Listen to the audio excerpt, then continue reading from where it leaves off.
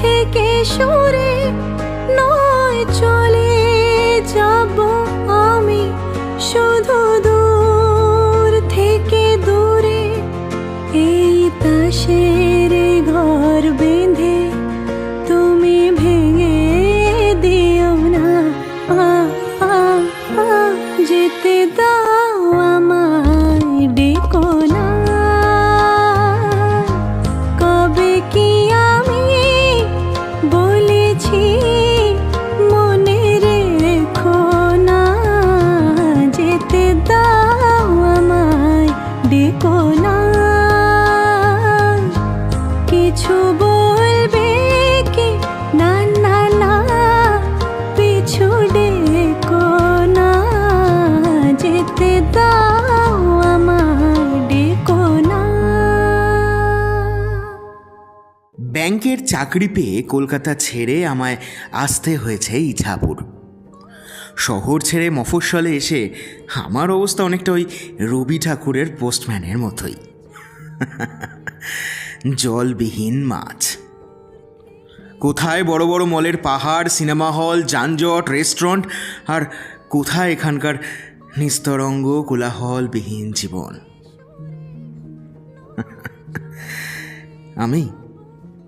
আমি আলেখ্য সেন। বাবা, মা, ভাই, ঠাম্মা, দাদাই সহ কলকাতার বাগবাজারে থাকি।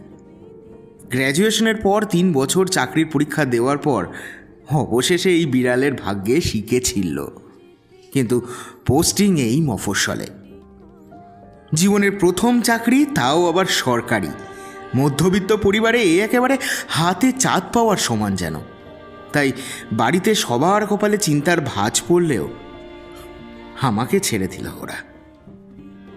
বা বলা ভালো, ছাড়তে হলো আমায় একা। বাবা এসে ঘর বিছানা, মা চাল ডাল সবই ঠিক করে রেখে গেলেন, কিন্তু তাতে কতদিন। এরপর তো দোকান, বাজার, রান্না, অফিস সব আমাকে একাই করতে হবে। এসব ভেবেই মাথায় যেন মহাকাশ ভেঙে পড়ল। কিন্তু সময় বোধহয় সব কিছুই শিখিয়ে দেয় ধীরে ধীরে। এখন সয়ে গেছে সব কিছুই। প্রথম বাড়ির জন্য মন কাঁদত খুব। বাড়ি যেতে পারিনি প্রায় 2 মাস হলো। অফিসের কলিগ বাদে পাড়া প্রতিবেশীদের সঙ্গে তেমন পরিচিতি হয়নি। ক্লাবের ছেলেরা চাঁদা তোলার উদ্দেশ্যে আর কিছু বয়স্ক মানুষ যারা পেনশন তোলেন ব্যাংক থেকে, তাদের সাথেই যা মুখ চেনা। এমতো অবস্থায় আমার নিস্তরঙ্গ জীবনে এলো কাল বৈশাখীর ঝড়। তখন মার্চ মাস। শিবরাত্রি ব্রতর জন্য মন্দিরে মন্দিরে আলোর মালা সাজানো হয়েছে। মাইকে চলছে বাবা তারকনাথ সিনেমার গান। মেয়ে বউরা লাল পেড়ে সাদা শাড়ি পরে মহাদেবের মাথায় জল ঢালতে তখন ব্যস্ত। ভগবান সন্তুষ্ট হলেই মনের মতন বরদান পাবেন। অফিস ছুটি হয়েছে সবে, হেঁটেই ফিরছি বাড়িতে। এমন সময় ক্লাবের কজন ছেলে এসে ধরল আমায়। আরে এই তো দাদা, তুমি বড়ই মুখ চড়া গো দাদা। যা চাঁদা চাই তাই দিয়ে দাও, একদম রাটি কাটো না। তা ব্যাংকে এত তাড়াতাড়ি কাজগুলো করিয়ে দাও যে আমরা একদম অবাক হয়ে যাই। আমি কান এঁটো করে হেসে একটা ধন্যবাদ জানালাম। প্রশংসা শুনে কি অভিব্যক্তি হওয়া উচিত তা আজও জানি না। দলের মধ্যে থেকে অন্য একটি ছেলে হঠাৎ এগিয়ে এসে বলল, আরে দাদা, বসো না, মন্দিরে অনুষ্ঠান হচ্ছে, দেখে যাও, একটু প্রসাদ নাও। শরীর যদিও বিছানাকে চাইছে ওতপ্রোতভাবে, তবু মুখের ওপর না বলতে পারলাম না। মা বলেন প্রসাদকে কখনো না বলতে নেই। তাই অগত্যা রাস্তা বদলে মন্দিরের দিকে চললাম। হাজার হোক বাবার প্রসাদ, না করি কোন সাধ্যে। একটা ছোট মঞ্চ করা হয়েছে মন্দিরের লাগোয়া মাঠে। এখন সেখানে যাত্রাপালা চলছে। ঠিক কত যুগ আগে যে যাত্রা দেখেছি আমার মনে নেই। বাবার হাত ধরে যেতাম পাড়ার শীতলা মন্দিরে। পুজোর সময় রাত্রে ওখানে যাত্রাপালা হতো।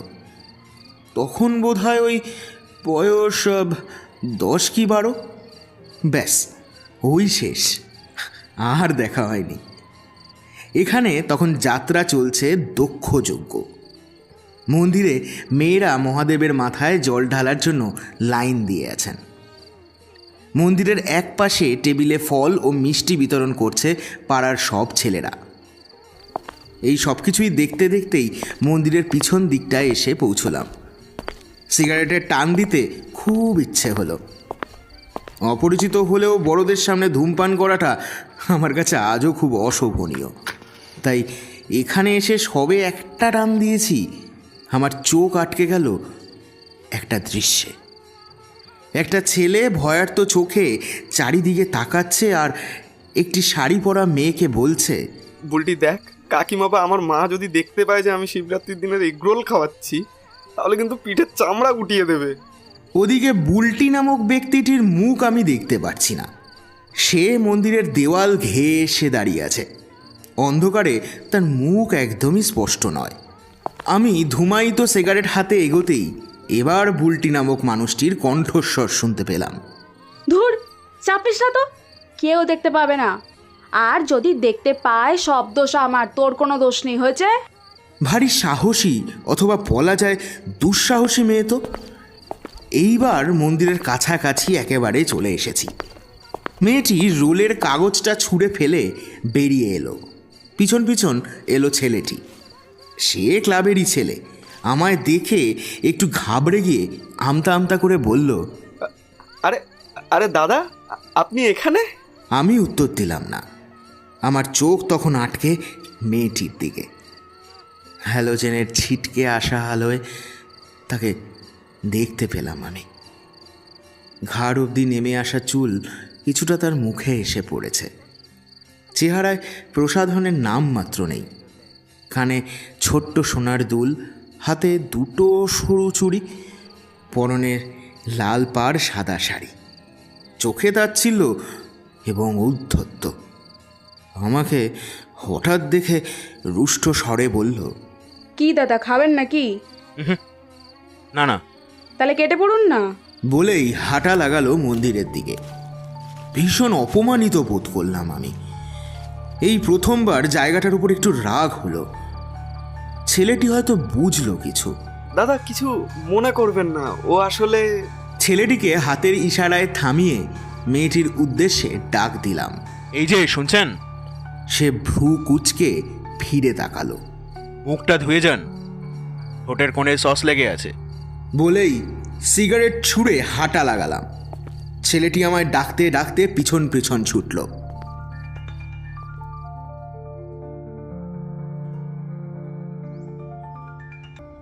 পরের দিন অফিস ফেরত আবার ছেলেগুলো ঘিরে ধরল আমায়। আগের সন্ধ্যের অভিজ্ঞতা যে খুব একটা ভালো ছিল না সেটা বুঝেই হবে হয়তো। তবে আমি একটু বিরক্তই হলাম। ছেলেগুলোর মধ্যে থেকে আগের দিনের ছেলেটি বেরিয়ে এলো। জানলাম ওর নাম অজয়। সে বলল, বুলটির কথা রাগ করবেন না দাদা, ও একটু ওরকমই রোখা চোখা, কিন্তু খুব হেল্পফুল। ঠিক আছে ঠিক আছে ঠিক আছে, মুখ আর রাগ করতে যাবো। তাহলে দাদা, আজ সন্ধ্যাবেলা একটু আসুন না আমাদের প্যান্ডেলে। আজ অনুষ্ঠান আছে, আপনার একটা কবিতা আবৃত্তি করবেন। আমার চোখ তো তখন রীতিমতো কপালে উঠে গেছে। এরা কিভাবে জানলো আমার কবিতা লেখার কথাটা? আমার মুখ দেখে হয়তো ওরা বুঝে গেল আমার মনের কথা। তাই একজন ওদের মধ্যেই হেসে বলল, দাদা, আপনার ফেসবুকে আমি আছি, আর কবিতাগুলোও পড়ি, বুঝলেন? আপনার লেখাগুলো কিন্তু খুবই ভালো, খুব খুব ভালো লেখেন আপনি। থ্যাংক ইউ, কিন্তু আমি তো এভাবে কখনো আবৃত্তি করিনি। দাদা, যদি না আসেন তাহলে কিন্তু ভাববো এখনো রেগে আছেন, ক্ষমা করেননি। আমি এবার পড়লাম মহা ফাপড়ে। এরকম ঘটনা ঘটার আশঙ্কাই জন্মায়নি কখনো। যাই হোক, সম্মতিসূচক মাথা নেড়ে চললাম বাড়ির দিকে। সন্ধেবেলা স্বরচিত 4টে কবিতা ঠিক করে পৌঁছলাম পুজোর মণ্ডপে। শিবরাত্রির জন্য 2-3 দিন ধরে উল্লাস এরম কখনো দেখিনি বাবা আমি। কাজ না থাকলে যা হয় আর কি। তো তখন মঞ্চে চলছে ফাগুনের মোহনায় গানের ওপর নৃত্য পরিবেশনা। এরপর একটি দল নাচবে মালারে গানের ওপর। এই দাদা, এরপরেই তো আপনার পালা। আমি প্রমাদ গুনলাম, এমন গানের পরে কজন আমার কবিতা শুনতে আগ্রহী হবে সে নিয়ে বেশ চিন্তা হলো। যাই হোক, মঞ্চে উঠলাম। দর্শকের প্রতি নমস্কার জানিয়ে শুরু করলাম স্বরচিত কবিতা। তুমি আসবে বলে অপেক্ষা গুনছে ফেরোমন, লেখাগুলো অসমাপ্ত, অক্ষরের ফাঁকে বেঁচে আছে এজে। তুমি আসবে বলে পড়িনি লেনিন দেওয়া, কিন্তু কিছুক্ষণের মধ্যেই আমাকে থামতে হলো। গুনগুন শব্দ ধীরে ধীরে আড্ডায় রূপান্তরিত হয়ে গিয়ে হট্টগোলে পরিণত হলো। কেউ শুনছে না কবিতা। কয়েক সেকেন্ড চুপ করে নেমে যাওয়াই যখন শ্রেয় বলে মনে করছি, তখন হঠাৎ মঞ্চে আবির্ভূতা হলেন কালকের সেই বুলটি। তার পরনে জিন্স শার্ট, হুড তোলা হাফ হাতা জ্যাকেট, ঘাড় অবধি ছাটা চুল, পায়ে স্নিকার। এগিয়ে এসে ফট করে আমার থেকে মাইকটা ছিনিয়ে নিয়ে এসে বলতে শুরু করলো, ক্লাব থেকে ওনাকে ডাকা হয়েছে আবৃত্তির জন্য। ভালো লাগুক আর না লাগুক আপনাদের শুনতে হবে, কারণ আমাদের শোনা না শোনার ওপর আমাদের ক্লাবের সম্মান নির্ভর করছে। আপনারা কি চান যে কলকাতার মানুষ জানুক ইছাপুরের জয়মাতারা ক্লাব আনকালচার? মুহূর্তে চুপ করে গেল চারিদিক। বুলটি আমার দিকে ফিরে অবজ্ঞা ভরে বলল, নিন, শুরু করুন। তার পুরুষালী আচরণের সামনে নিজেকে কেমন যেন একটু কম কম পুরুষ লাগছিল। বাধ্য ছেলের মতো শুরু করলাম কবিতা পড়া, কিন্তু মনের ভিতরটা কেমন বিস্বাদ হয়ে গেছিল। তুমি আসবে বলে পড়িনি লেনিন, বাকি আছে দেখা ইস্কাবন, আকাশের গাঢ় নীলে উঠেছিল কাল বৈশাখী, শুধু চুপিসারে চোখছোনা মাখেনি শাল। তুমি আসবে বলে ঘুড়ি ওড়াইনি, লাটাইটা ধরবে কে, তাও তো ভুকারটা খেয়েই যাচ্ছে, আসতে তোমার এত দেরি কেন? হ্যাঁ, তুমি আসবে বলে বিকেল দাঁড়িয়ে সন্ধ্যা নামেনি ঠিক করে, জোনাকিগুলো পালিয়ে যাবে এবার, শোনা হবে না রাতে ছিচিদের গান। তুমি আসবে যেদিন কেটে যাবে সব জানা অজানা অভিসম্পাত, গ্রামাফোনের সুরে হারাবো দুজন ভাষাহীন পলকে, আর মুঠোয় বন্দি হয়ে রয়ে যাবে 4 হাত অনির্দিষ্টকাল। এখান থেকে চলে যেতে পারলেই যেন ভালো হবে, এই ভেবেই শেষ করলাম আমি। সবাই হাততালি দিচ্ছে, কিন্তু আমি জানি এদের মধ্যে বেশিরভাগ মানুষই কিছুই বোঝেনি। আমার পরে একটি বাচ্চা মেয়ে হারমোনিয়াম নিয়ে উঠল স্টেজে। ভিড় কাটিয়ে কোনো মতে বাইরে এসে পড়েছি, এমন সময় পেছন থেকে কেউ ডাক দিল, শুনছেন? বলি, পুরুষ মানুষ এত মেদা মারা কেন বলুন তো? প্রতিবাদ করতে জানেন না নাকি? মাথাটা হঠাৎ গরম হয়ে গেল, কিছু বলতেও পারছি না। নিজের ঢাক নিজে পেটানো আমার যে কোনো কালেরই স্বভাব নয়। ধন্যবাদ বলে এগিয়ে গেলাম, কিন্তু আবার আমায় পিছন ফিরতে হলো। এত উন্নাসিকতা সহ্য করা যায় নাকি? এ কি, নতুন মানুষদের সাথে এ আবার কেমন ধরনের ব্যবহার? হে, খুব রাগ হচ্ছিল মেয়েটার ওপর, তবু নিজেকে সংযত করে এগিয়ে এসে বললাম, বলছি, চুপ করে থাকলে কি মেদামারা হয় বুঝি? আর চুরি করে কোনো কাজ করলে বীর পুরুষ? মানেটা কি? কি কি বলতে চাইছেন আপনি? ও আরও কিছু বলতে যাচ্ছিল, এমন সময় ক্লাবের একটি ছেলে এসে বাধা দিতে আমার কাছে ক্ষমা চেয়ে বুলটিকে নিয়ে ভিড়ে মিশে গেল। আমিও বেশি কথা বাড়ানো ঠিক না মনে করে বাড়ির দিকে হাঁটা লাগালাম।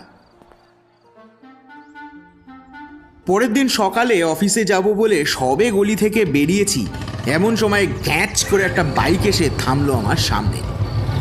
আমি বিরক্ত হয়ে তাকাতেই সামনে আবার সেই বুলটি।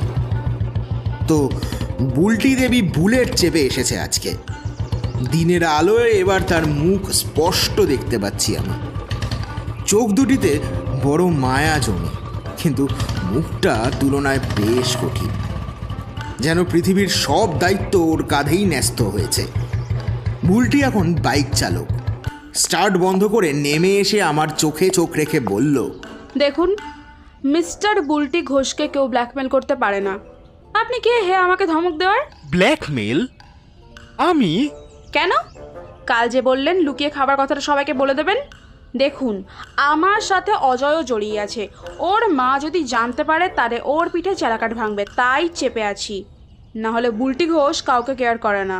ও, তা বেশ, ভুল হয়ে গেছে। এবার যাই, আসলে অফিসে লেট হয়ে যাচ্ছে তো। আর আপনাদের এই গোপন কথা আমি কাউকে বলবো না। আসি।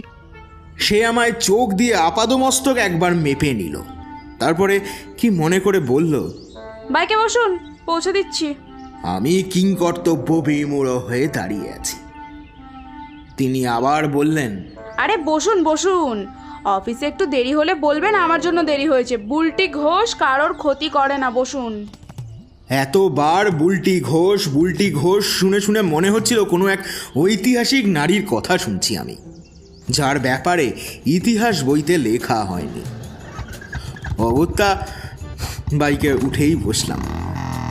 বাইক চলল হাওয়ার সাথে কথা বলতে বলতে। কোনো মতে বসে আছি আমি পিছনের রডটা চেপে ধরে। চালকের পিঠে যে হাত দিয়ে বসবো তাহার উপায় কিংবা সাহস কোনোটাই আমার নেই। ডান দিক বাদিক পথ বলতে বলতে অগত্যা এসে পৌঁছলাম আমার অফিসের গেটের সামনে। আমায় নামিয়ে দিয়ে ম্যাডাম বললেন, চলি, দরকার পড়লে ডাকবেন, এই বুলটি ঘোষ হাজির হয়ে যাবে। ধন্যবাদ। আমি এগোলাম অফিসের দিকে। বুলটিও চলল নিজের গন্তব্যে। হঠাৎ বিশাল এক শব্দে ফিরে তাকালাম আমি। আমার মনটা কেমন যেন খু গাইল। আমিও ছুটলাম সেদিকে। গিয়ে দেখি হাওয়ার সাথে কথা বলতে গিয়ে বুলটি দেবী ভূপতিত হয়েছেন। মনে মনে নিজের সৌভাগ্যকে প্রণাম জানিয়ে তাকে উদ্ধার করতে আমিও হাত লাগিয়েছি। তখন এক পা আকাশের দিকে তুলে আর এক পা বাইকের নিচে রেখে তার তখন ত্রাহিমাম মধুসূদন অবস্থা। কোথায় সেই বুলটি ঘোষের গরম গরম কথা, কোথায় তার সেই রোয়াব? সে তখন বাবা গো মা গো করছে। আমি এগিয়ে গিয়ে তাকে তুলে ধরলাম, কিন্তু কিছুক্ষণ পরেই বুঝলাম উঠে দাঁড়ানোর ক্ষমতাই তার আর নেই। হেঁটে যাওয়া তো দূরস্থ, এদিকে অফিসেরও দেরি হয়ে যাচ্ছে, কিন্তু বিপদে পড়া মানুষটাকে ফেলেও তো যেতে পারি না।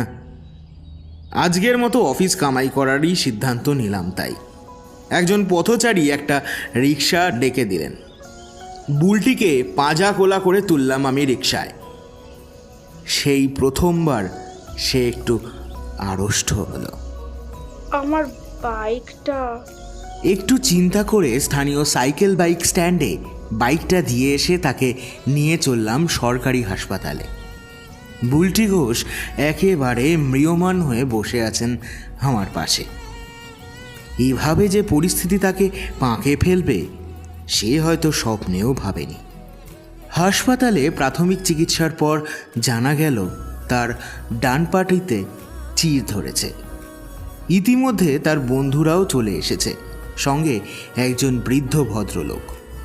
পরিচয় পেলাম তিনি বুলটির দাদু। এখানে আমার উপস্থিতি আর সমীচীন কিনা বুঝতে না পেরে আমিও হাঁটা লাগালাম বাড়ির দিকে। এই প্রথম আমার অফিস কামাই। পরের দিন সপ্তাহের দ্বিতীয় শনিবার, অতএব ছুটি। পরপর 3 দিন ছুটি। কলকাতায় থাকলে হয়তো বন্ধুদের সাথেই সময় কাটাতাম, কিন্তু এখানে এই পাণ্ডব বর্জিত জায়গায় আমি যে সম্পূর্ণ একা। তাই মনে মনে ঠিক করলাম কাল একবার বুলটির বাড়ি যাব। কিন্তু যাব তো ভাবলাম, বাড়ি যে চিনি না, তাই দ্বারস্থ হলাম ক্লাবের ছেলেদের কাছে। বুলটির বন্ধু ওরা, এটা এতদিনে বুঝে গেছি। রঞ্জিত সাগ্র হয়ে তার বুলটিদির বাড়ি শর্টকাটে নিয়ে গেল। বাড়িটা দেখেই বোঝা যায় পুরনো আমলের বনেদি বাড়ি। একদিন খুব রমরমা ছিল, কিন্তু এখন সবই ম্লান। চটা ওঠা লাল মেঝে, দেয়ালে খসে পড়া পলেস্তারা, দালানের কোণে ঝুলে থাকা দীর্ঘদিনের ঝুল কালি অবস্থাপন্ন পরিবারের দুর্দিনের গল্প বলে। দালান পেরোলেই উঠোন, সেখানে কুয়োর তলায় কাজ করছেন জনা পাঁচেক ভদ্রমহিলা। আমাদের প্রবেশে তাদের উচ্চ স্বরে কথা বন্ধ হয়ে দৃষ্টি বিনিময় শুরু হয়ে গেল। বলা বাহুল্য, এই দৃষ্টির একমাত্র লক্ষ্য আমি। রঞ্জিত সিঁড়ি বেয়ে দোতলায় উঠতে উঠতে বলল, এরা আসলে বুলটিদির বাড়ির ভাড়াটে। দোতলায় উঠেই লম্বা বারান্দা। মনে পড়ে গেল বাবার সাথে জোড়াসাঁকোর ঠাকুর বাড়ি দেখতে গিয়ে এরকমই একটা বারান্দা দেখে মুগ্ধ হয়েছিলাম আমি। এই বারান্দার পাশে সারিবদ্ধ ঘর, পর্দা উঠছে নিজস্ব খেয়ালে। কেউ যেন সেতার বাজাচ্ছে কোনো একটি ঘর থেকে। কালো জিরে দিয়ে আলু চচ্চড়ির গন্ধ ভেসে আসছে বাতাসে। মনটা কেমন যেন ভালো হয়ে গেল। কতদিন পর বাড়ির আস্বাদ পেলাম। রঞ্জিত আমায় একটা ঘরে নিয়ে এসে বসালো। গদিওয়ালা চেয়ারে বসে সামনের টেবিলে রাখা একটা পত্রিকা নিয়ে উল্টাতে পাল্টাতে লাগলাম আমি। এ বাড়ির সর্বত্রই এখনো আভিজাত্যের ছোঁয়া। কর্নারের র্যাকে রাখা তৎকালীন দামি শোপিস, ঘরের দেওয়ালে টাঙানো ওস্তাদ বারে গুলাম আলী খান সাহেবের ছবি, সাদা কালো ছবিগুলিতে পরিহিত চশমার ফ্রেম, সবই কি এক সমীহ জাগিয়ে তুলছিল আমার মনে। আরে আপনি এখানে? আমার সম্বিত ফিরল। ঘাড় ঘুরিয়ে দেখলাম বুলটি দাঁড়িয়ে আছে। তার পরনে এখন লং স্কার্ট ও কুর্তি। এই প্রথম মহিলা বেশে আমি তাকে দেখলাম। মিথ্যে বলবো না, কেন জানি না মনটা বেশ ভালো হয়ে গেল আমার। উঠে দাঁড়িয়ে বললাম, আপনাকে দেখতে এলাম। হো হো, আচ্ছা আচ্ছা, বসুন না বসুন। চা বানাই, চা খাবেন? আরে না না, ঠিক আছে। দেখুন তো, আমি আপনাকে দেখতে এলাম আর আপনি চা বানাচ্ছেন? উফ, রাখুন তো এসব। আসুন, বসুন বসুন বসুন। বলুন, কেমন আছেন? ভালো ভালো, একদম ভালো। এই জাস্ট একটা হেয়ার লাইন ফ্র্যাকচার হচ্ছে। যন্ত্রণাটা একটু রয়েছে। অবশ্য সেদিন আপনি না থাকলে তো একেবারে। বুলটি, এই বুলটি। ঘরের ভেতর থেকে ভেসে এলো একটি আওয়াজ। বুলটি কেমন সন্ত্রস্ত হয়ে উঠে দাঁড়িয়ে বলল, হ্যাঁ মা। পাশের ঘর থেকে বেরিয়ে এলেন একজন 50 ঊর্ধ্ব ভদ্রমহিলা। তার পরনে সবুজ পাড়ের ছাপার শাড়ি। বুলটির সাথে সাথে আমিও উঠে দাঁড়ালাম। মা, উনি আমায় সেদিন হাসপাতালে নিয়ে গেছিলেন, বুঝেছো? আর আজকে উনি আমায় দেখতে এসেছেন। আর এটা এটা আমার মা। নমস্কার। অসংখ্য ধন্যবাদ বাবা, তুমি অনেক বড় উপকার করেছো। কি বলেছে কৃতজ্ঞতা জানাবো।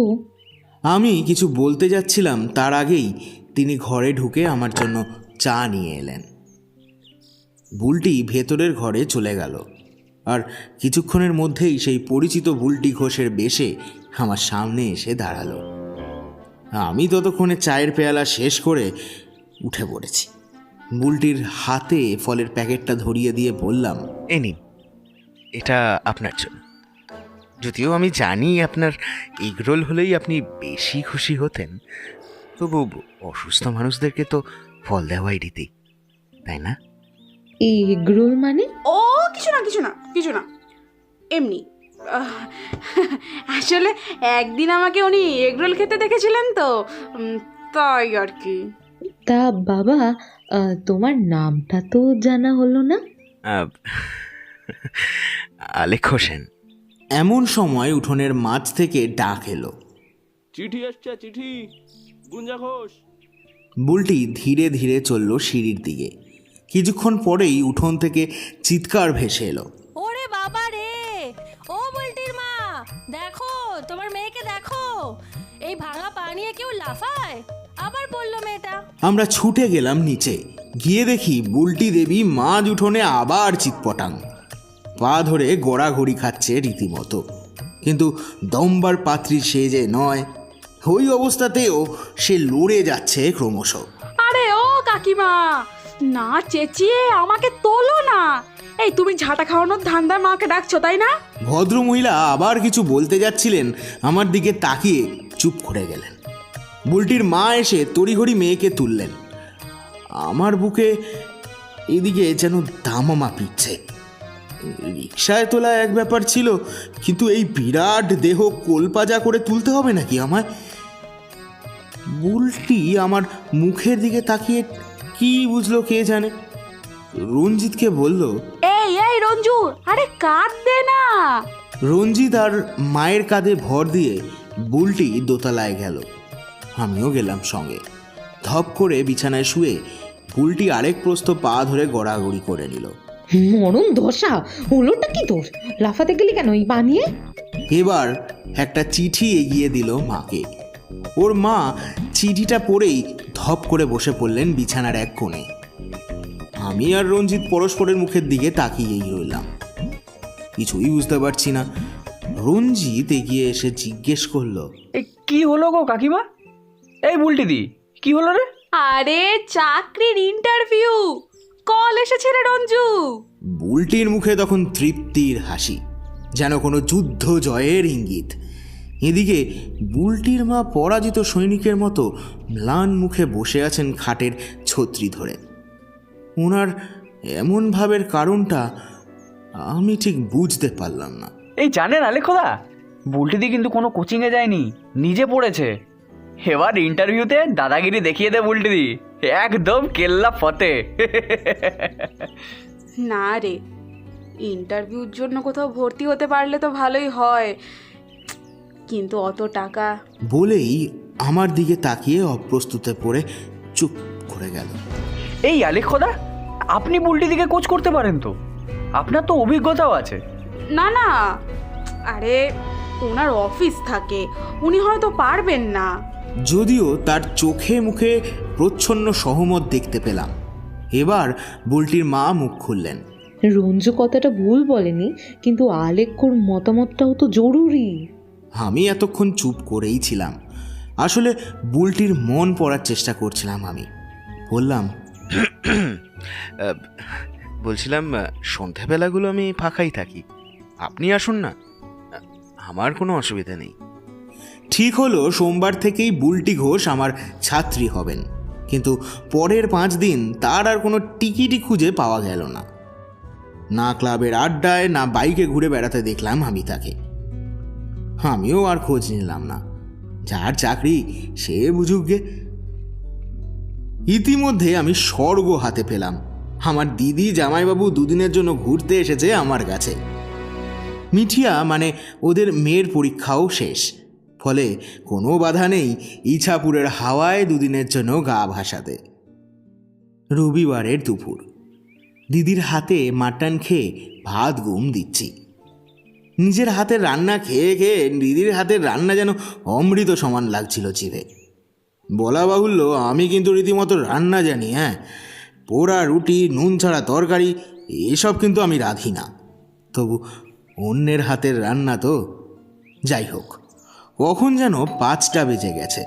কলিং বেলের শব্দে ঘুম ভেঙে উঠে দেখি দরজায় দাঁড়িয়ে বুলটি ঘোষ। আমাকে দেখেই বুলটি মুখ ঘুরিয়ে নিল। আমি নিজের দিকে তাকিয়ে দেখলাম পরনে আমার হাফ প্যান্ট আর স্যান্ডো গেঞ্জি। এই অবস্থায় কোনো স্বল্প পরিচিত ভদ্রমহিলার সামনে যে দাঁড়ানো যায়, এটা আমার ধর্তব্যের মধ্যেই ছিল না। পড়িমড়ি করে ছুটলাম ভেতরের ঘরে পোশাক পাল্টানোর জন্য। ফিরে এসে দেখি দিদি আমার নব্য ছাত্রীটির সাথে গল্প গুজবে মেতেছে রীতিমতো। ভাই দেখ, গুঞ্জা কত ব্রিলিয়ান্ট মেয়ে, তুই জানিস ও স্কলারশিপ পেয়ে মাস্টার্স করছে। গুঞ্জা? সেটা আবার কি? ও বাবা, ছাত্রের নামও জানিস না? আমার বিদ্যুৎ বেগে মনে পড়ল সেদিন পোস্টম্যান গুঞ্জা ঘোষ বলেই হাঁক দিয়েছিল। তার মানে বুলটির ভালো নাম গুঞ্জা। আমি দন্ত বিকশিত করে বললাম, বুলটির নামটা থেকে ভালোই বল। আর চোখে দেখলাম বুলটি আমার দিকে কটমট করে তাকিয়ে আছে। এমন সময় সুশান্তদা হাই তুলতে তুলতে ঘরে ঢুকল। আবার পরিচয় পর্ব শুরু। চা খেতে খেতে নানা কথায় বেরিয়ে এলো যে গঙ্গার কাছে একটা মেলা বসেছে। সুশান্তদা হুজুগে লোক, শুনেই বলে উঠল,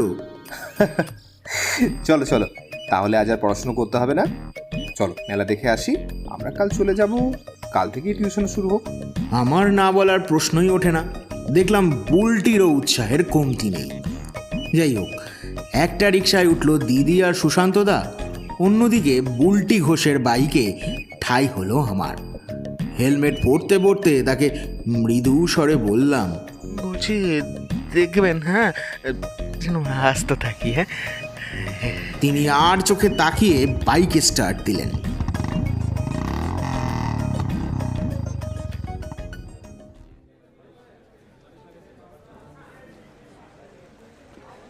রচনায় পড়া বা লেখা গ্রাম্য মেলার মতো এই মেলা একদমই নয়, কিন্তু শহুরে মেলার থেকে একেবারে ভিন্ন। এখানে যেন কি এক প্রাণ শক্তির ছোঁয়া পেলাম আমি।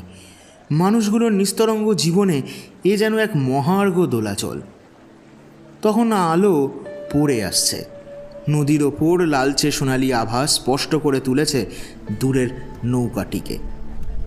বাবার কাঁধের ওপর বসে একটা ছেলে বেলুন ওড়াচ্ছে। মেয়েরা ভিড় জমিয়েছে চুরির স্টলে। ভেপু আর বহুযুগ আগে শোনা বাঁশির সুর মুগ্ধতা সৃষ্টি করছে আমার মনে। দিদি আর বুলটি তড়িঘড়ি ফুচকার স্টলে লাইন দিল। সুশান্তদা দূরে দাঁড়িয়ে সিগারেটের ধোঁয়া ওড়াচ্ছে আর ফোনে যেন কী সব কথা বলছে। আমি এক জায়গায় বসে চা খেতে খেতে হানমনে বুলটিকেই দেখছি। কেন জানি না মনে হচ্ছে মেয়েটার এই পুরুষালী সাজ, হাব ভাব সবই যেন মেকি। কোনো গোপন কারণে লুকিয়ে রেখেছে সে তার নারী সত্তাকে। তার উচ্ছ্বাস, তার চোখের চাহনি, তার হাসি কিভাবে যেন সম্মোহিত করে তুলল আমায়। হঠাৎ এক ঝাঁক বাচ্চা দৌড়ে এসে বুলটিকে ঘিরে ধরল। বুঝলাম ওরা বুলটির পূর্ব পরিচিত। বুলটি ওদের একে একে লাইন করে দাঁড় করিয়ে ফুচকা খাওয়াচ্ছে। ওর মুখে সে এক তৃপ্তির হাসি, যেন ওদের খাইয়েই ওর সুখ। আমি দূর থেকে দেখছি ওদের, কত সুখী ওরা, কত কম চাহিদা ওদের। আমি সামনের দোকান থেকে একজোড়া কানের দুল কিনে নিলাম এই ফাঁকে। পছন্দ হলো তাই। কার জন্য কিনলাম কে জানে। কীভাবে যেন সন্ধেটা কেটে গেল। পরের দিন আবার একটা ব্যস্ত সকাল। দিদি জামাইবাবুর চলে যাওয়া। বুলটিও এসেছিল স্টেশনে ওদের ছাড়তে। দিদি ওকে জড়িয়ে ধরে চুপ করেছিল কিছুক্ষণ। মনের সেতুবন্ধনগুলো হয়তো একেই বলে। কদিন বলা যেতে পারে কতক্ষণ চেনে দিদি বুলটিকে। তবু এক অদ্ভুত টান অনুভব করছে দিদি ওর প্রতি। বুলটি ঘোষ বোধহয় এরকমই, তীরের ফলার মতন গেঁথে যায় প্রথম থেকেই। ট্রেন ছাড়তেই আমি অফিসের পথে পা বাড়ালাম। বুলটিও পিছন থেকে বলে উঠল, ও স্যার, বিকেলে কখন পড়া? বুলটিকে পড়ানো শুরু হলো। ধীরে ধীরে বুঝতে পারলাম মেয়েটা খুবই মেধাবী। সাংসারিক কিছু চাপ আছে, বরং বেশ ভালোই রহস্যময় কিছু চাপ আছে, যার জন্য ওর ভেতরের এই উচ্ছ্বাস, আনন্দ সবও চেপে রাখে নিজের মনের ভেতর। বুলটির আর আমার পড়াশোনার ক্ষেত্র ধীরে ধীরে ঘরের চৌকাঠ পেরিয়ে গঙ্গার ধারে, পার্কে, খেলার মাঠে, মন্দিরের লাগোয়া নির্জন চত্বরে ছড়িয়ে পড়ল। আমি ওর মধ্যে এক সুপ্ত নারীকে আবিষ্কার করলাম, যে আর 5টা মেয়ের মতো স্বাভাবিক জীবনযাপন করতে চায়, প্রেম করতে চায়, বন্ধুদের সাথে ঘুরে বেরিয়ে ফুচকা আলু কাবলির আনন্দে ভাসতে চায়। কিন্তু কি যে এক অদৃশ্য বাঁধ এই নদীটিকে আটকে রেখেছে জানি না। সে মনে মনে গুমড়ে আছে, অপেক্ষা করছে একটা পাড় ভাঙা বন্যার দিনের। আমি বুঝতে পারছি যে বুলটির প্রতি আমি আকৃষ্ট হচ্ছি ক্রমশ। ওর সুপ্ত নারীত্ব, ওর মমত্ব, ওর ভাবনা, ওর ব্যক্তিত্ব আমায় ধীরে ধীরে আকর্ষণ করছে। ওর চোখের দিকে তাকালে আমি সম্মোহিত হয়ে যাই। আজকাল অফিসে গেলে অপেক্ষায় থাকি সন্ধে নামার। আমাদের কথা যেন অফুরন্ত, অসীম। ফিরতি পথে বিষণ্ণতা নামে আকাশ জুড়ে। একেই কি প্রেম বলে? আমি কি তবে গুঞ্জাকে ভালোবেসে ফেলেছি?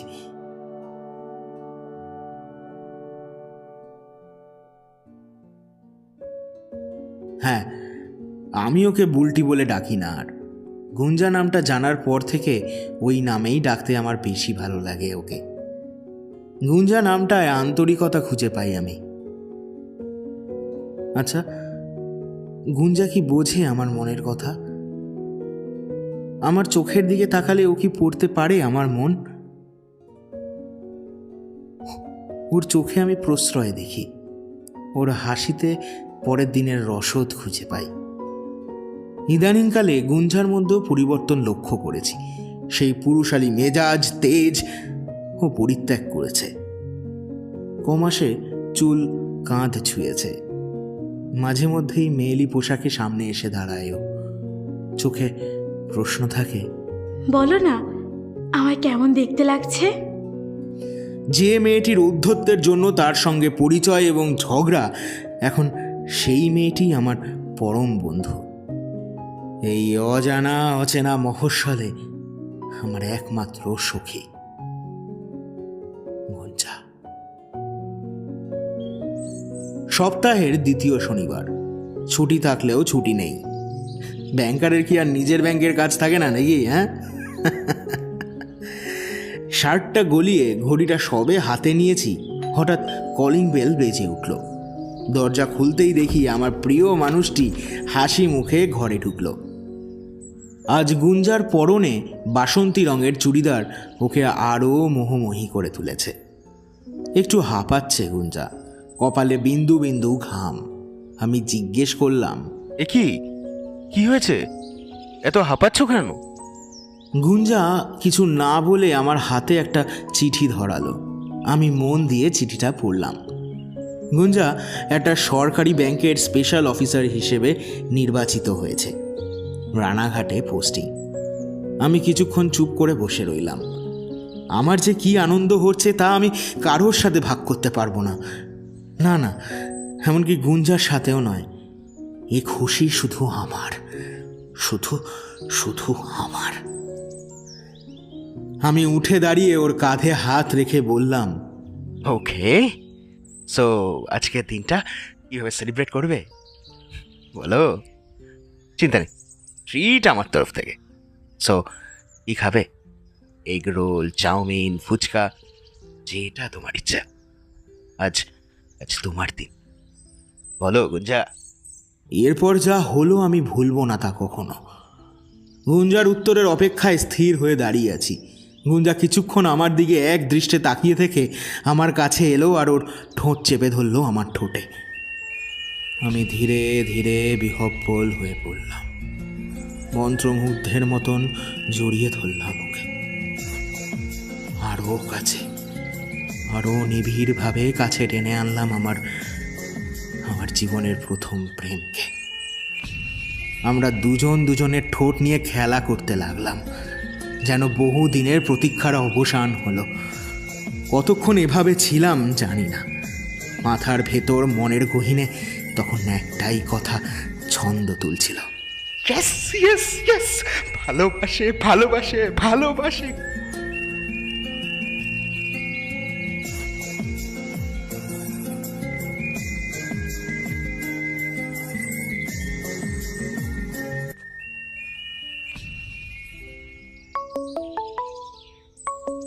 সম্বিত ফিরল গুঞ্জার ফোনের শব্দে। গুঞ্জা এক ঝলক দেখেই ইতস্ততভাবে সাইলেন্ট করে দিল ফোনটা।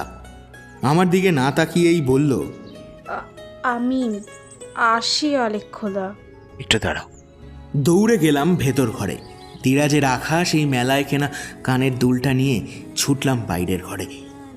গুঞ্জা তখন একটা বই নিয়ে নাড়াচাড়া করছিল। আমায় আসতে দেখেই স্থির হয়ে আমার দিকে তাকালো। আমি আলতো করে ওর কানে পরিয়ে দিলাম দুল দুটো। ফিসফিসিয়ে বললাম, আজ আজ সন্ধ্যাবেলা গঙ্গার ধারে আসা যায় কিন্তু। দূর, জানি না, যাও। গুঞ্জা চলে গেল, আর আমার জন্য রেখে গেল কয়েকশো প্রজাপতির বাগান আর এক আকাশ আনন্দ। বাকি সব কাজ মাথায় উঠল। এখন শুধু অপেক্ষা সন্ধে নামার।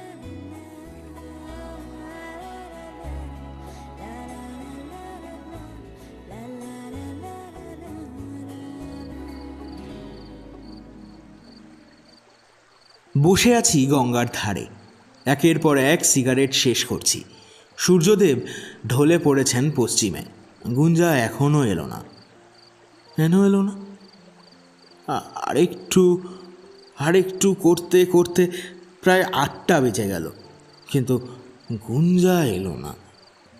অস্থির হয়ে পা বাড়ালাম ওর বাড়ির দিকে। গঙ্গার ধারের আলোর রোশনাই, লোকের সমারোহ, হইহল্লা সব একে একে ফিকে হয়ে যাচ্ছে। আবার কি কিছু হলো গুঞ্জার? কেন এলো না ও? আজকের মতো একটা দিনও অবজ্ঞা করল। রাগ করতে পারছিলাম না, দুশ্চিন্তা গ্রাস করছিল আমায়। ক্লাব ঘর পেরিয়ে মুহূর্তের মধ্যেই পৌঁছে গেলাম গুঞ্জার বাড়ি। বেল বাজালাম, 1 বার, 2 বার, 4 বার। দরজায় জোরে জোরে টোকা মারলাম। কিছুক্ষণ পর যিনি দরজা খুললেন তাকে আমি এর আগেও দেখেছি। গুঞ্জার দুর্ঘটনার দিনই ইনি পাড়ার ছেলেদের সাথে হাসপাতালে গিয়েছিলেন। গুঞ্জার দাদু। আজ খুব ভালো করে লক্ষ্য করলাম ভদ্রলোকের চেহারাটা। লম্বা, চওড়া, পাকানো কাঁচা পাকা গোঁফ, ক্লিন শেভ মুখ, গায়ের রং ফর্সা ও সাথে ধারালো দুটো চোখ। ওনার ব্যক্তিত্বের সামনে আমি কেমন যেন অবশ হয়ে গেলাম। আমতা আমতা করে জিজ্ঞেস করলাম, বলছিলাম গুঞ্জা কোথায়? ওপরে। আমি ওনার পাশ কাটিয়ে ওপরে চললাম। বুঝতে পারছিলাম ওনার উৎসুক দুটি চোখ আমায় অনুসরণ করছে। উপরে উঠেই ঢুকে গেলাম বসার ঘরে। টিভিতে খবরের চ্যানেল চলছে। গুঞ্জা নেই। একটু ইতস্তত করে ডেকেই ফেললাম, গুঞ্জা আছো? গুঞ্জার মা বেরিয়ে এলেন বাসের ঘর থেকে। আমাকে দেখে যেন একটু হকচকিয়েই গেলেন। তার পিছন পিছন বেরিয়ে এলো গুঞ্জা। এবার আমার অবাক হওয়ার পালা। এ গুঞ্জা আমার 3 মাস আগে দেখা সেই পুরুষালী বুলটি ঘোষ, যার চুলগুলি ঘাড় অবধি ছাটা, পরনে ছেলেদের পরিধান। শুধু সেই উগ্রতা, সেই উন্নাসিকতা আর নেই। আমাকে দেখে যেন ওর হৃৎপিণ্ড চলাচল কিছুক্ষণের জন্য স্তব্ধ হয়ে গেল। ও এগিয়ে এসে কিছু একটা বলতে যাচ্ছিল, কিন্তু ততক্ষণে আমার পেছনে এসে দাঁড়িয়েছেন ওর দাদু। দাদুকে দেখেই গুঞ্জা চুপ করে গেল। আমাকে উদ্দেশ্য করে উনি বললেন, আপনি বুলটিকে হাসপাতাল নিয়ে গেছিলেন, তাই না? আমি ঘাড় নাড়লাম। উনি ইশারায় আমাকে বসতে বললেন।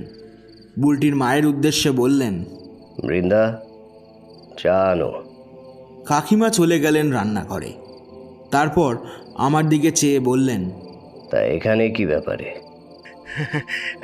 আসলে গুঞ্জা আজ পড়তে গেল না, তাই খোঁজ নিতে এলাম আর কি। পড়তে? মানে কি পড়তে যাও তুমি বুলটি? বুলটিকে আর চোখে দেখে নিলাম। সে প্রায় দরজার সাথে যেন মিশে যেতে পারলে বাঁচে। কি হচ্ছে আমি কিছুই বুঝতে পারছি না। এরপর দাদু আমার দিকে তাকিয়ে বললেন, কি পড়তে যায় বুলটি? কেন দাদু, আপনি জানেন না? গুঞ্জা তো ব্যাংকের পিওর চাকরি পেয়েছে। আজই তো জয়েনিং লেটার এলো ওর। আর ও তো আমার কাছেই ভাইবা প্র্যাকটিস করতে যেত। আমার কথা শেষ হওয়ার পরই ঘরের মধ্যে নিস্তব্ধতার দামামা বাজতে শুরু করলো। দাদুর চোয়াল কঠিন হয়ে গেল। উনি উঠে দাঁড়িয়ে এগিয়ে গেলেন দরজায় সেটে থাকা গুঞ্জার দিকে। এক টানে তাকে সামনে এনে দিলেন 1 থাপ্পড়। আমি হতভম্ব হয়ে কিছু বলার আগেই দরজায় দাঁড়ানো বুলটির মায়ের হাত থেকে পড়ে গেল পোর্সেলিনের চায়ের কাপ, ভেঙে গেল প্লেট। আমি কিছুক্ষণ কিংকর্তব্য বিমূঢ় হয়ে দাঁড়িয়ে রইলাম সেখানে। এরকম পরিস্থিতির মুখোমুখি হব ভাবিনি কখনো। কয়েক সেকেন্ড সময় নিয়ে গর্জে উঠলাম। আপনি আপনি একজন প্রাপ্তবয়স্ক মেয়ের গায়ে হাত তুলতে পারেন না দাদু। Get out, I say get out. গুঞ্জার মা দৌড়ে এসে আমায় দুহাত দিয়ে আগলে বলে উঠলেন, চলে যাও আলেক্য বাবা, চলে যাও তুমি। আমি দেখলাম গুঞ্জা তখনও গাল চেপে মেঝেতে বসে রয়েছে। আমাকে একরকম ঠেলেই বের করে দিলেন কাকিমা। প্রচণ্ড অপমানিত বোধ করলাম নিজেকে, কিন্তু কৌতূহলও দমন করতে পারছি না। কেন করলেন উনি এরকম? কেন গুঞ্জা এরূপ বেশে নিজেকে লুকিয়ে রাখে? কেনই বা ওর মা এত নিরুত্তাপ ও সন্ত্রস্ত সবসময়? এরকম হাজার কেনর ঝড় মাথায় নিয়ে বাড়ি ফিরলাম। কিছুতেই নিজের মনকে শান্ত আমি করতে পারছি না। বারবার ছুটে যাচ্ছি গুঞ্জার কাছে। রাতে কিছু খেতেও পারলাম না। কি জানি, হয়তো গুঞ্জাও কিছু খায়নি। চোখ বুঝে এলো ঘুমে। পরের দিন অফিস নেই। চা খেয়ে বাজারে বেরিয়েছি। যতই প্রেম ও রহস্যে হাবুডুবু খাই না কেন, পেটে খাবার না পড়লে কোনো কিছুই সমাধান বের করা যাবে না। কাল রাতের ঘটনাগুলো এখনও মনের মধ্যে একের পর এক ভেসে উঠছে। সকালে একবার ফোন করলেও গুঞ্জার ফোন বন্ধ পেলাম। হঠাৎ আমার সামনে অজয় এসে উপস্থিত। আমার হাতে একটা চিঠি দিয়ে ফিসফিস করে বলল, দাদা, বুলটির মা দিয়েছে। আমি কিছু জিজ্ঞেস করার আগেই ও মিলিয়ে গেল ভিড়ে। আমি উত্তেজনায় কাঁপতে কাঁপতে বাড়ি ফিরলাম। বাজারের ব্যাগটা কোনো মতে মাটিতে নামিয়ে চেয়ারে ধপ করে বসে পড়তে শুরু করলাম চিঠিটা। আলেক্য, কাল যা হলো তার জন্য আমি খুবই দুঃখিত বাবা। তোমাকে ওভাবে বাড়ি থেকে বের না করলে হয়তো খারাপ কিছু একটা হয়ে যেত। প্রথমে বলি, বুলটির জন্য চিন্তা করো না, ও ভালো আছে। তোমায় কিছু কথা কব আজকে। এটা সম্পূর্ণ আমাদের পারিবারিক কথা, গোপন কথাও বলতে পারো। হয়তোবা তোমাকে বলা উচিত নয়, কিন্তু বেশ কদিন আমার মেয়ের বাহ্যিক ও মানসিক পরিবর্তন থেকে বুঝতে পেরেছি যে তুমি এই পরিবারের কেউ একজন হতে পা বাড়িয়েছ। তোমরা দুজন সম্পর্কে জড়িয়েছ। এ নিয়ে আমার কোনো আপত্তি নেই। তুমি আমার মেয়েকে অনেক সাহায্য করেছো। তোমরা প্রাপ্তবয়স্ক, তোমাদের সিদ্ধান্ত নেওয়ার অধিকার আছে। কিন্তু কাল যা হলো তাতে বলবো, তুমি আর এ বাড়ির সাথে সম্পর্ক রেখো না। যে ভদ্রলোককে কাল দেখলেন উনি আমার বাবা, শ্রী গিরিশনাথ সেন, আর আমি ওনার মেয়ে বৃন্দা সেন। তুমি ভাবছো তাহলে বুলটির পদবী ঘোষ হলো কিভাবে? বলবো, সে কথাই বলবো। আমরা ছিলাম দুই বোন, আমার দিদি ত্রিধা আর আমি বৃন্দা। আমরা ছোট থেকেই মা হারা। আমার জন্মের পর টাইফয়েডে মা মারা যান। প্রথম থেকেই বাবার আদর্শে বড় হয়েছি আমরা। বাবা মিলিটারিতে চাকরি করতেন। মা মারা যাওয়ার পর বাবা চাকরি ছেড়ে দিয়ে এখানে একটা বেসরকারি অফিসে চাকরি পান। কিন্তু তার মনের মধ্যে আর্মি ছেড়ে আসার দুঃখ হতাশা থেকেই যায়। তার মনে হতে শুরু করে যে সংসারী হলেই স্বপ্ন নাকি ব্যর্থ হয়। দেশমাতাকে রক্ষা করার যে শপথ তিনি নিয়েছিলেন, সেই শপথ থেকে মুখ ফিরিয়ে নেওয়ার যন্ত্রণা তাকে বারবার পীড়া দিতে থাকে। বাবা মনস্থির করে নেন যে দিদিকে তিনি আর্মিতে দেবেন যে কোনো প্রকারে। আমি ধর্তব্যের বাইরে ছিলাম, কারণ আমার উচ্চতা বেশ কম, মায়ের মতো 5 ফুট। এদিকে দিদি ছিল সব দিক থেকে বাবার প্রত্যাশার যোগ্য পাত্রী। তার উচ্চতা, স্মার্টনেস, বুদ্ধি, ভাগ্যিতা, সাহস বাবাকে স্বপ্ন দেখাতে শুরু করে। আমি সাধারণ মানের মেয়েদের মতোই বড় হতে থাকি। আমার আর আমার দিদির লালন পালন কিছুটা পক্ষপাত দুষ্ট হয়ে পড়লেও কিছু মনে করিনি। বাবা রোজ সকালে দিদিকে নিয়ে বেরোতো শরীর চর্চার জন্য, আর আমি রান্নার মাসি, কাজের মাসি সামলে স্কুলে যেতাম। যাই হোক, বাদ দাও, সেসব পুরনো কথা। কলেজ শুরু হলো। দিদি তখন 3rd ইয়ার, আর আমি সবে 1st ইয়ার। কীভাবে যেন সব হিসেব একেবারে উল্টে পাল্টে গেল। দিদির সাথে প্রেম হলো বীরেশ দার, ইতিহাসের ছাত্র, ছাত্র রাজনীতির নেতা, কলেজের জিএস। দিদিকে ওর ভাগ্যিতা, ওর ব্যক্তিত্ব আকৃষ্ট করলো। আর আমি আর দিদি একই কলেজে পড়তাম। দিদি আর বীরেশদার সম্পর্কের ব্যাপারে সব জানতে পারলেও কিছু বলিনি বাবাকে। ভেবেছিলাম সময় সব ঠিক করে দেবে, কিন্তু না, সময়ের সাথে সব নষ্ট হয়ে গেল। ওদের সম্পর্কের কথা দিদি জানাতে পারলো না বাবাকে। হ্যাঁ, ঝড়ের রাতে পালিয়ে গেল বীরেশদার রাত ধরে। বাবা ভেঙে পড়লেন, তার স্বপ্নগুলি তছনছ হয়ে গেল। বাবার শারীরিক মানসিক দায়িত্ব এসে পড়লো আমার উপর। যে মানুষটা কোনো দিন আমায় ধর্তব্যের মধ্যেই আনলেন না, সেই মানুষটাই সেই কটা দিন আমার উপর নির্ভরশীল হয়ে পড়লেন। আবার দিন চলতে লাগলো নিজের মতো। আমি বুকে পাথর চাপা দিয়ে ফিরিয়ে দিলাম তন্ময়কে। বছর 2 হয়ে গেছিল। বাবা দিদির মুখ দেখবেন না এই শপথ করেছিলেন, কিন্তু একদিন দেখতে হলোই। একদিন সন্ধ্যাবেলা বাবা রেডিওতে খবর শুনছেন, বাইরে কড়া নাড়ার শব্দ।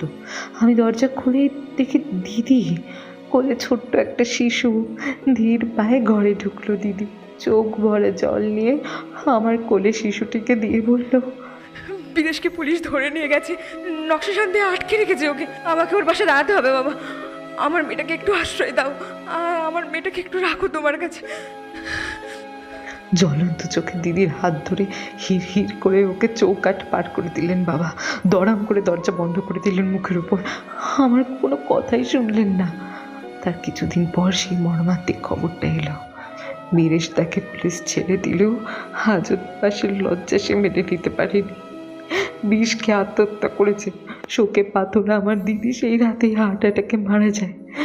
বীরেশদার বাড়ির লোক বলতেছিলেন শুধু ওই এক অবিবাহিতা কাকা, তাই ওদের প্রতিবেশী আমাদের খবর দেন না। আমরা যখন গেলাম, ওখানে বাড়ির বারান্দায় সাহিত্য সাদা কাপড়ে ঢাকা 2টি মৃতদেহ। পাশেই এক মহিলার কোলে ফুটফুটে সেই শিশুটি। আমি কোলে তুলে নিলাম দিদির 2 মাসের মেয়েটাকে। বাবার উপর রাগ অভিমান হওয়া সত্ত্বেও কিচ্ছু বললাম না। মনে হলো এইরকম একগুয়ে লোকের তিলে তিলে কষ্ট পাওয়াই শ্রেয়। আমাদের 2টি মানুষের সংসারে প্রাণ সঞ্চার হলো। বুলটিকে ঘিরে বাবা আবার স্বপ্ন দেখতে লাগলেন। বুলটির সব দায়িত্ব নিজের কাঁধে তুলে নিলেন বাবা, কিন্তু এবার আরও কঠিন সিদ্ধান্ত নিলেন। বুলটি আর্মি জয়েন করবে এবং তার আগে পর্যন্ত তার ভিতর কোনো রূপ নারী সত্তার বিকাশ তিনি হতে দেবেন না। নারী সুলভ চালচলন, ভাবনা, চিন্তা, মমত্ব তার মধ্যে করেই উঠতে দেবেন না। তাই বুলটির চুল ছাঁটা হলো ছেলেদের মতো করে। তার পরনে উঠলো পুরুষালী পোশাক। সে বাইক চালাতে শিখলো। তার কোনো মেয়ে বন্ধু জুটলো না, সবই পুরুষ বন্ধু। তার হাব ভাব চাল চলন সবই পুরুষালী। কিন্তু মনকে কি বেঁধে রাখা এতটাই সহজ? সে কি বাধ্য এত? ওর মধ্যে লুকিয়ে ছিল মেয়েলি সত্তা, যার জন্য ওর দাদুকে লুকিয়ে শাড়ি পরতো, শিবের উপোস রাখতো। দাদুর অনুপস্থিতিতে স্কুলের মেয়ে বন্ধুদের মতো আয়নার সামনে দাঁড়িয়ে সাজতো, বাড়িতে মেয়েদের পোশাক পরতো। কিন্তু এই সবই দাদুর এবং বাইরের সমাজের অনুপস্থিতিতে। আমিও প্রশ্রয় দিতাম ওর মননকে। মন বাঁধা যে কি দুরহ তা আমি জানি। তুমি এসে সব হিসেব ওলট পালট করে দিয়েছ আলেখ্য। তুমি আসল বুলটিকে টেনে বের করে এনেছো ওর মধ্যে থেকে। ও যে কবে ব্যাংকের পরীক্ষা দিয়েছিল আমি জানি না। ও তার মানে স্বাধীন জীবন চেয়েছিল, নিজের মতো একটা জীবন চেয়েছিল। আর্মি ওর লক্ষ্য নয়। অনেক রহস্য, অজানা কথা চেপে রেখেছে মেয়েটা ওর বুকে। কাউকে বলতে পারে না গো। কোনো সহমর্মী বন্ধু তো নেই ওর। আমি যে ওর মা না, তাও জানে। তোমার কাছে একটাই অনুরোধ আলেখ্য, যে যুদ্ধ শুরু হয়েছে তার নিষ্পত্তি হবে কি হবে না তা আমি জানি না, তবে তুমি বুলটিকে এই নরক থেকে বাঁচানোর চেষ্টা করো। যদি মনে হয় এই সমস্যার নিষ্পত্তি তোমার পক্ষে সম্ভব নয়, তবে চলে যেও ওর জীবন থেকে। মেয়েটা বুকে পাথর চাপা দিতে খুবই ভালো করেই জানে। অনেক বড় চিঠি লিখে ফেললাম বাবা, সময় করে পড়ো পারলে। ইতি, কাকিমা। আমি চিঠিটা ভাঁজ করে রাখলাম। চোখ বন্ধ করে কিছুক্ষণ নিস্তব্ধ হয়ে বসে রইলাম। চোখ থেকে এক ফোঁটা করে জল গড়িয়ে পড়ল গালে। সেটা কি গুঞ্জার জন্য? কে জানে। দূরে মধ্যাহ্ন সূর্যের তপ্ত শিখার দিকে তাকিয়ে খুঁজতে লাগলাম এ চিঠির উত্তর।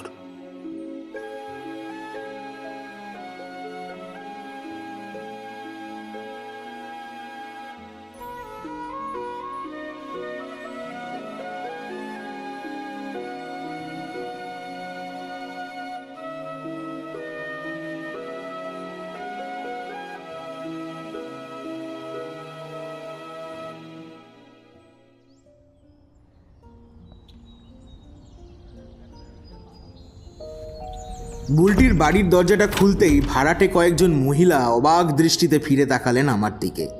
হাতের কাজ থামিয়ে আমার গন্তব্যের দিকেই যেন তাদের নজর।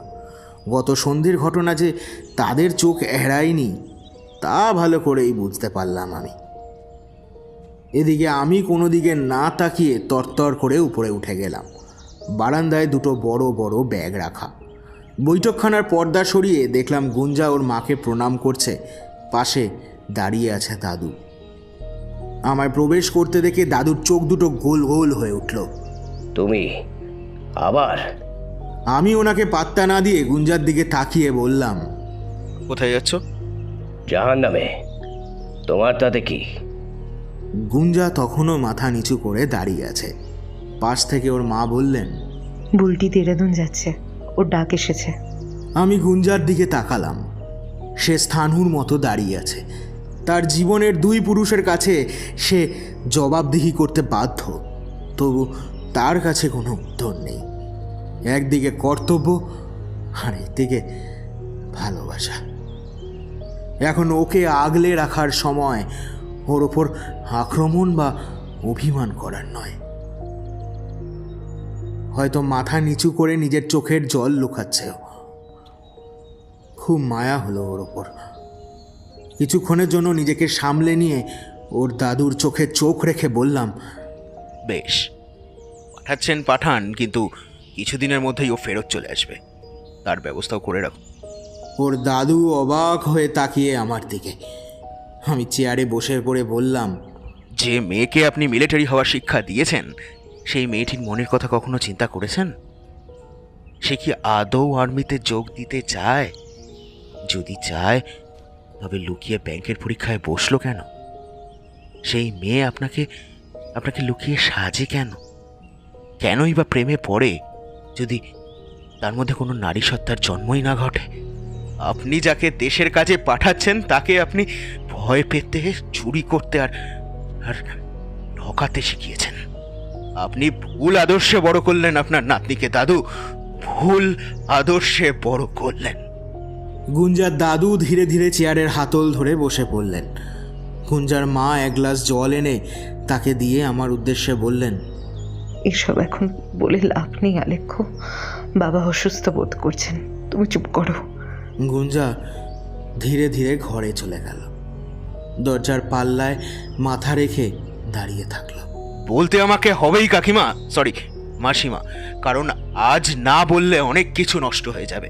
আর আপনি যদি এতদিন চুপ না করে থাকতেন তাহলে হয়তো এত কিছু ঘটতই না। আমায় কি এক রোগ চেপে ধরেছে বুঝলাম। বহুদিন পরে সেই বেপরোয়া আলেখ্যকে মনে হলো আমি খুঁজে পাচ্ছি যেন। দাদুর দিকে এগিয়ে গিয়ে বললাম, নিজের নাতনিটাকে যে 2 মাস বয়স থেকে বড় করলেন, কোনোদিনও বুকে জড়িয়ে অনুভব করেছেন কেমন লাগে? ছাড়ুন, মেয়েদের কাছে ডেকে কখনো জিজ্ঞাসা করেছেন মাকে ছাড়া ওদের দিনগুলো কেমন কাটছে? তুমি এসব জানলে কিভাবে বৃন্দা? তুই? তোমার এক মেয়ে দিদিকে শেষ করে দিল বাবা। আমার জীবনটা ওইটিকে একটু বাঁচতে দাও না। ও তো চায় আর 5টা মেয়ের মতো বাঁচতে। ও আমাদের ছেড়ে দূরে যেতে চায় না, ও ভালোবাসা পেতে চায়। মেয়েটা ছোটবেলা থেকে বাবা মা হারা, একটা দিন আদর পেল না, প্রশ্রয় পেল না, শুধু পেল অনুশাসন, কর্তব্যের লিস্ট, মৃত্যুর স্বপ্ন। ওকে ছেড়ে দাও বাবা, তুমি ছেড়ে দাও। দয়া করে ওকে ছেড়ে দাও। আর দেশকে দেশকে যে আমি কথা দিয়েছি বৃন্দা, আমার অসম্পূর্ণ শপথ আমি পূর্ণ করবই। আপনি আপনি বলি দিচ্ছেন দাদু, একটা জল জ্যান্ত মেয়ের বলি দিচ্ছেন। আর আর কিচ্ছু না, জোর করে কাউকে দিয়ে কিছু করানো যায় না।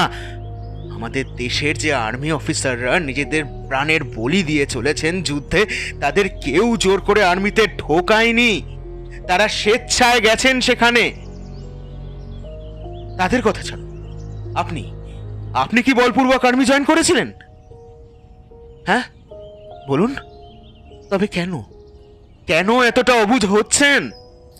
কিছুক্ষণ দাদু স্তব্ধ হয়ে বসে রইলেন চেয়ারে। আমরা প্রত্যেকে স্থানুগত দাঁড়িয়ে ঘরের এদিক ওদিক। বুলটি এগিয়ে এসে দাদুর পায়ের কাছে এসে বসল।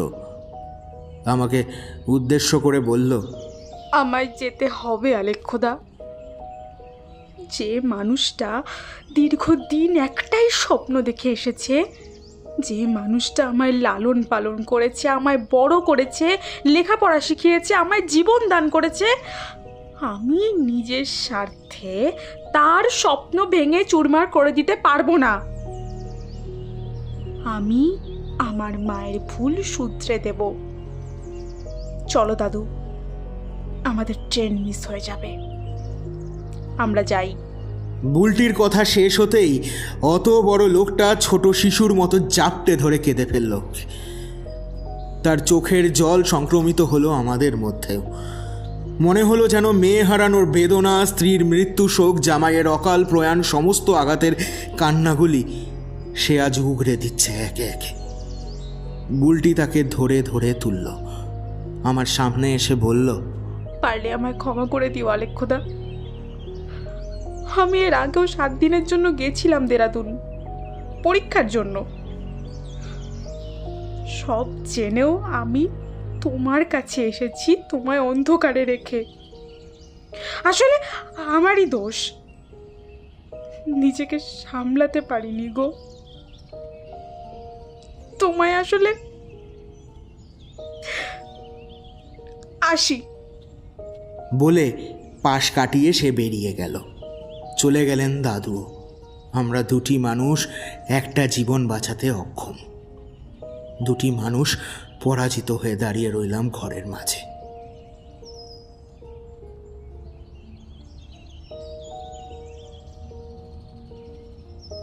বাড়ি ফিরে এসে দেখলাম দিদি আর সুশান্তদা বাইরে দাঁড়িয়ে।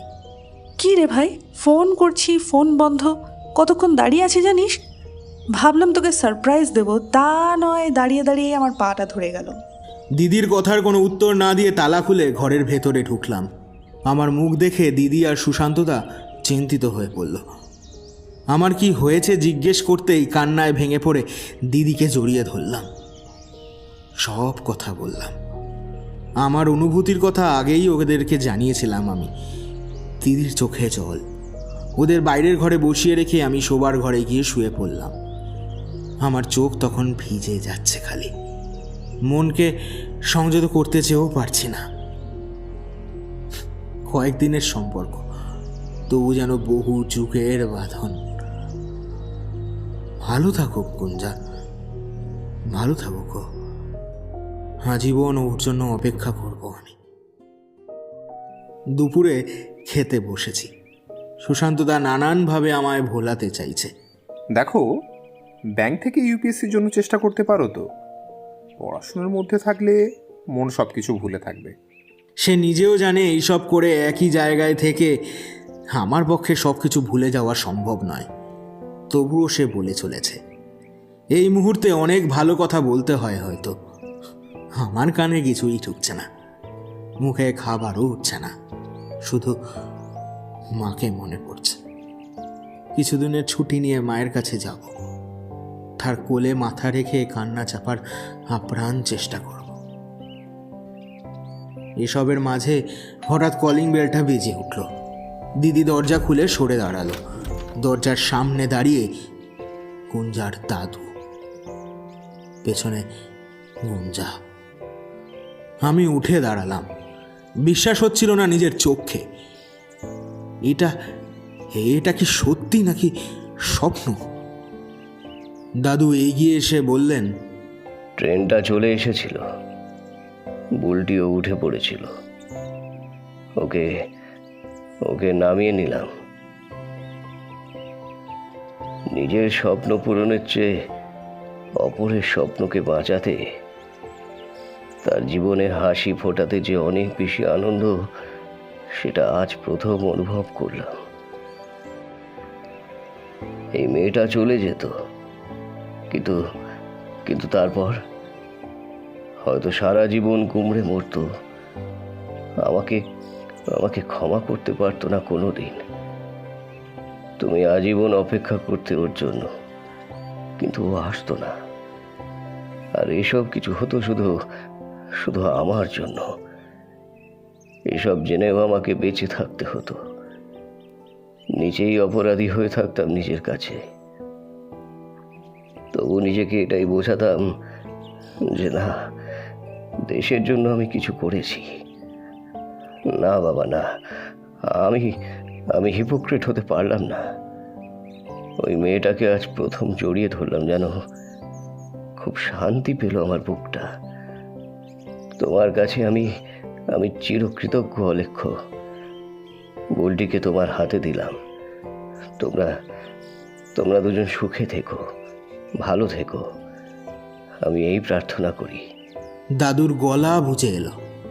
উনি আমার আর বুলটির হাত এক করে দিলেন। গুঞ্জা তখনও কাঁপছিল, ওর হাত দুটো ঠান্ডা। গভীর পরিস্থিতি সামাল দিতে সুশান্তদা বলল, তাহলে বাবা মার সঙ্গে কথা বলে দেখতে হচ্ছে যে বিয়ের মেনু কি হবে। কি তাই তো শালাবাবু? আমি গুঞ্জার দিকে তাকিয়ে বললাম, মেয়েটা তো ঠিক করাই আছে। কি? কেন, শিব মন্দিরের পেছনে এগরোল।